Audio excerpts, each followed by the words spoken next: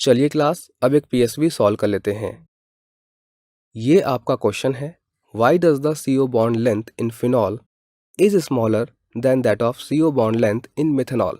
इसका मतलब ये है कि फिनॉल के अंदर जो CO बॉन्ड लेंथ होती है वो मिथॉल के अंदर जो CO बॉन्ड लेंथ है उससे कम क्यों होती है।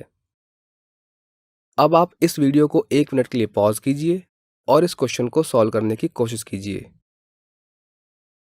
आई होप क्लास आपने इस क्वेश्चन को सॉल्व कर लिया होगा, तो चलिए इसके सॉल्यूशन को समझ लेते हैं।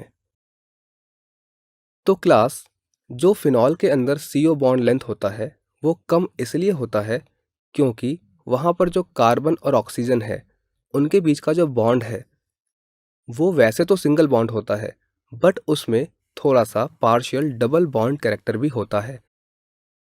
और ये डबल बॉन्ड कैरेक्टर इस वजह से होता है क्योंकि ऑक्सीजन के जो अनशेयर्ड इलेक्ट्रॉन पेयर्स हैं वो एरोमेटिक रिंग के साथ कंजुगेशन में होते हैं। चलिए समझते हैं कैसे। ये हमारा फिनॉल है। यहाँ पर आप देख सकते हैं कि ऑक्सीजन पर 2 लोन पेयर्स हैं और ये जो बॉन्ड है ये भी 2 इलेक्ट्रॉन से मिलकर बना है जो कि एक पाई बॉन्ड है। तो क्लास, यहाँ पर जो ऑक्सीजन के लोन पेयर्स हैं वो बेंजीन रिंग पर डीलोकलाइज होंगे, इसीलिए ये लोन पेयर यहाँ पर बॉन्ड फॉर्म करेंगे और यहाँ पर जो पाई बॉन्ड है वो ब्रेक हो जाएगा और हमें कुछ ऐसा स्ट्रक्चर मिलेगा। आप देख सकते हैं कि लोन पेयर्स ने बॉन्ड फॉर्म किया है और पाई इलेक्ट्रॉन्स के ब्रेक होने की वजह से नेगेटिव चार्ज कार्बन पर आ गया है। अब क्योंकि यहाँ पर ऑक्सीजन के 3 बॉन्ड फॉर्म हो गए हैं और ऑक्सीजन ने अपने लोन पेयर से बॉन्ड फॉर्म किया है, इसीलिए ऑक्सीजन पर पॉजिटिव चार्ज आएगा।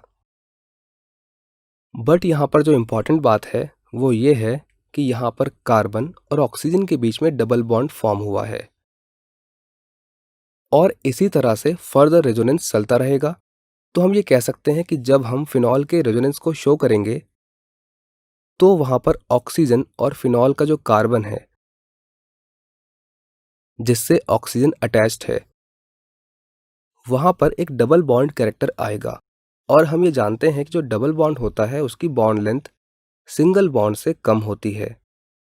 और क्योंकि अल्कोहल्स में इस प्रकार का कोई भी रेजोनेंस नहीं होता है और वहाँ पर ऑक्सीजन व कार्बन के बीच में कोई भी डबल बॉन्ड कैरेक्टर नहीं होता है, वो प्योरली सिंगल बॉन्ड होता है।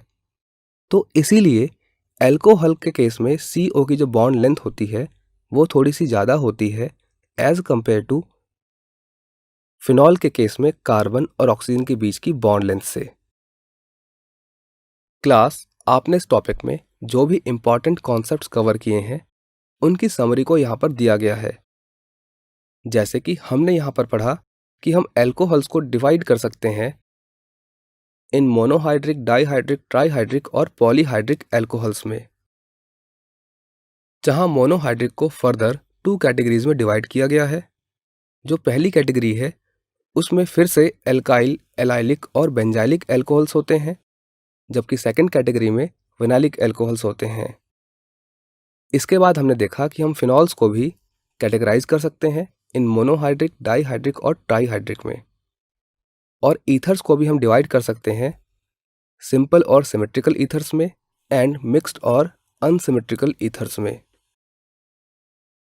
इसके बाद हमने IUPAC नॉमेनक्लेचर सीखा इन कंपाउंड्स का, जहां हमने बताया कि अल्कोहल्स के लिए हम सफिक्स ओल यूज करते हैं, फिनॉल्स के लिए हमारे पास कोई स्पेशल सफिक्स नहीं होता है, फिनॉल्स को एज इट इज IUPAC ने एक्सेप्ट किया है, और ईथर्स के लिए हम ऑक्सीज यूज करते हैं। क्लास, इस टॉपिक को पढ़ने के बाद आप इन क्वेश्चंस को सॉल्व करेंगे। ये क्वेश्चंस हैं NCERT के इन टेक्स्ट क्वेश्चंस, NCERT के एक्सरसाइज क्वेश्चंस और वर्कबुक के यहाँ पर मेंशन किया हुआ क्वेश्चन, यानी कि वर्कबुक का क्वेश्चन नंबर 1।